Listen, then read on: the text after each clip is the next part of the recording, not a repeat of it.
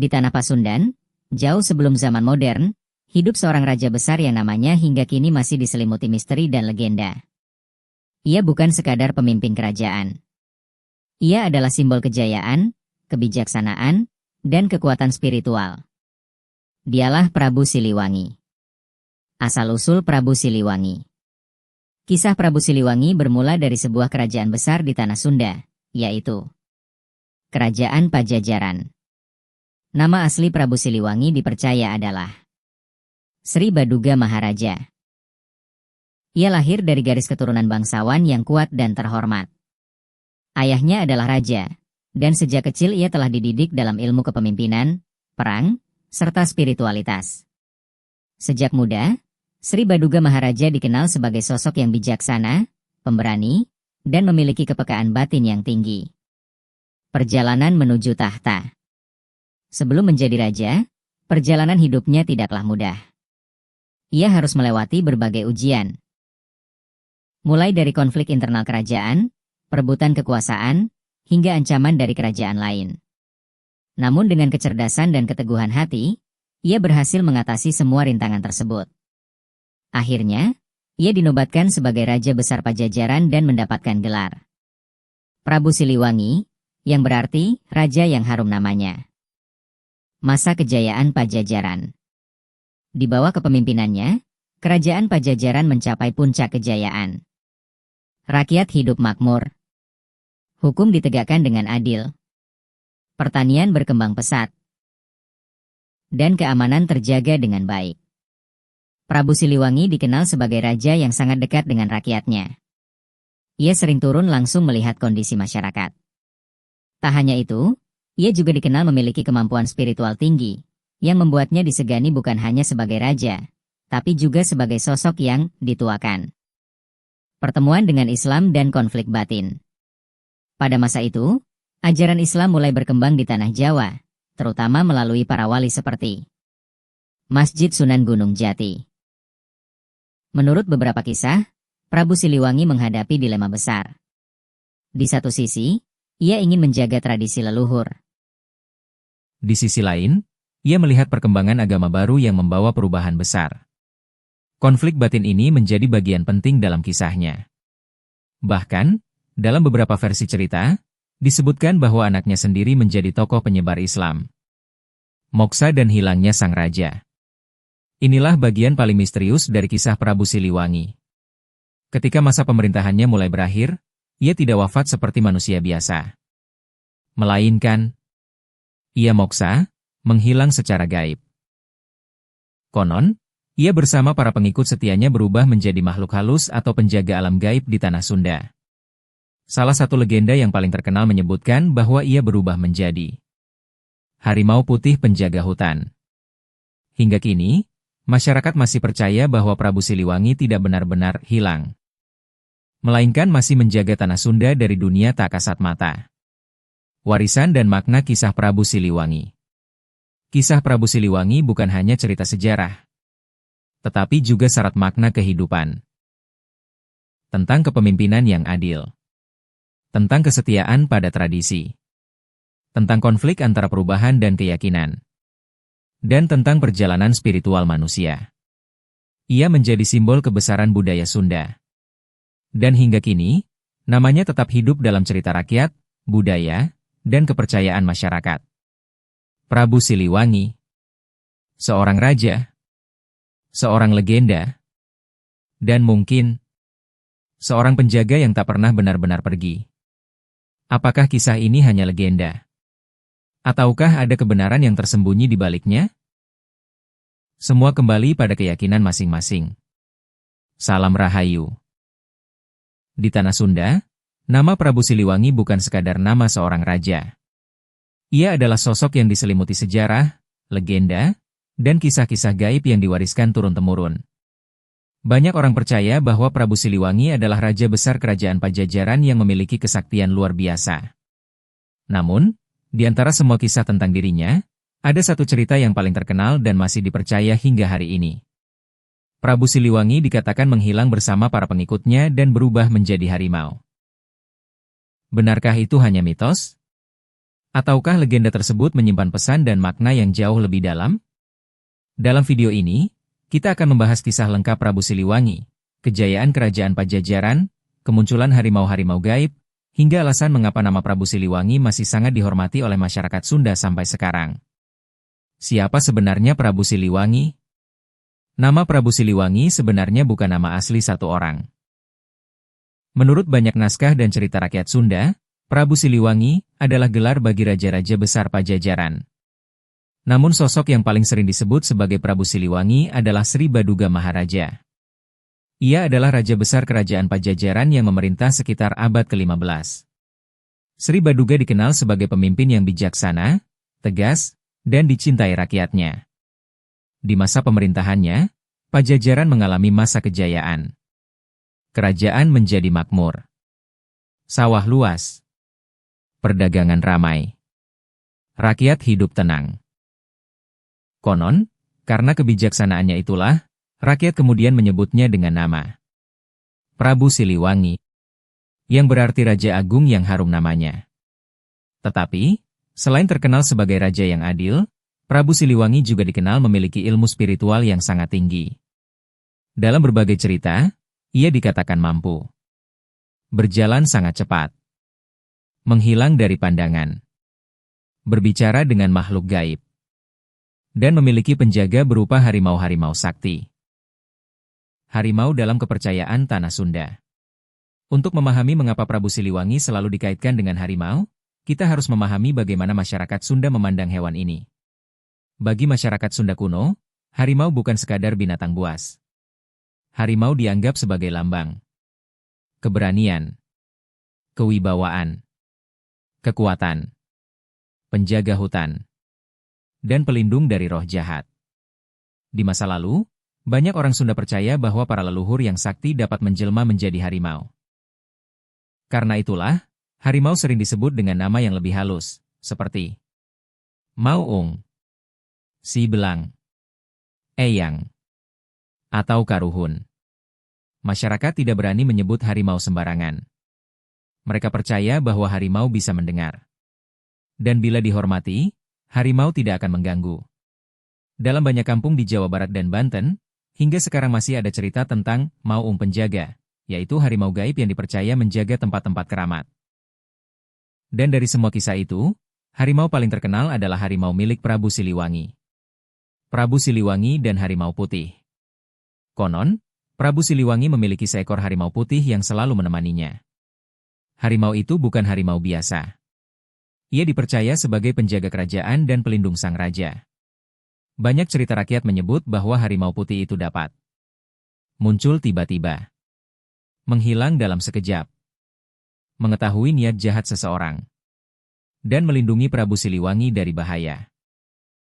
Ketika ada musuh yang hendak menyerang Pajajaran, harimau itu dikatakan sering terlihat di sekitar hutan dan gunung. Para musuh yang melihatnya merasa ketakutan. Mereka percaya bahwa selama harimau putih itu masih ada, kerajaan Pajajaran tidak akan mudah dikalahkan. Ada pula cerita bahwa harimau putih tersebut sebenarnya bukan hewan biasa, melainkan jelmaan salah satu panglima atau leluhur kerajaan. Bahkan di beberapa daerah, masyarakat percaya bahwa sampai sekarang harimau putih itu masih berkeliaran secara gaib di sekitar Gunung Salak, Gunung Gede, Hutan Pajajaran. Harimau dalam kepercayaan tanah Sunda.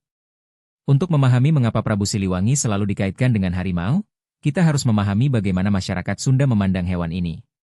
Bagi masyarakat Sunda kuno, harimau bukan sekadar binatang buas. Harimau dianggap sebagai lambang keberanian, kewibawaan, kekuatan, penjaga hutan, dan pelindung dari roh jahat. Di masa lalu, banyak orang Sunda percaya bahwa para leluhur yang sakti dapat menjelma menjadi harimau. Karena itulah, harimau sering disebut dengan nama yang lebih halus, seperti Mauung, Si Belang, Eyang, atau Karuhun. Masyarakat tidak berani menyebut harimau sembarangan. Mereka percaya bahwa harimau bisa mendengar. Dan bila dihormati, harimau tidak akan mengganggu. Dalam banyak kampung di Jawa Barat dan Banten, hingga sekarang masih ada cerita tentang Mauung Penjaga, yaitu harimau gaib yang dipercaya menjaga tempat-tempat keramat. Dan dari semua kisah itu, harimau paling terkenal adalah harimau milik Prabu Siliwangi. Prabu Siliwangi dan Harimau Putih. Konon, Prabu Siliwangi memiliki seekor harimau putih yang selalu menemaninya. Harimau itu bukan harimau biasa. Ia dipercaya sebagai penjaga kerajaan dan pelindung sang raja. Banyak cerita rakyat menyebut bahwa harimau putih itu dapat muncul tiba-tiba, menghilang dalam sekejap, mengetahui niat jahat seseorang, dan melindungi Prabu Siliwangi dari bahaya. Ketika ada musuh yang hendak menyerang Pajajaran, harimau itu dikatakan sering terlihat di sekitar hutan dan gunung. Para musuh yang melihatnya merasa ketakutan. Mereka percaya bahwa selama harimau putih itu masih ada, kerajaan Pajajaran tidak akan mudah dikalahkan. Ada pula cerita bahwa harimau putih tersebut sebenarnya bukan hewan biasa, melainkan jelmaan salah satu panglima atau leluhur kerajaan. Bahkan di beberapa daerah, masyarakat percaya bahwa sampai sekarang harimau putih itu masih berkeliaran secara gaib di sekitar Gunung Salak, Gunung Gede, hutan Pajajaran, dan tempat-tempat yang dahulu menjadi wilayah kerajaan. Mereka percaya bahwa harimau itu tidak akan mengganggu manusia, selama manusia tidak merusak alam dan tidak berlaku sombong. Runtuhnya kerajaan Pajajaran. Kisah paling terkenal tentang Prabu Siliwangi terjadi ketika kerajaan Pajajaran mulai runtuh. Pada masa itu, kerajaan-kerajaan Islam mulai berkembang di tanah Jawa. Salah satunya adalah Kesultanan Banten. Pajajaran perlahan kehilangan kekuatannya. Banyak wilayah mulai melepaskan diri. Perang terjadi. Ketika keadaan semakin sulit, Prabu Siliwangi dikatakan memilih meninggalkan istana.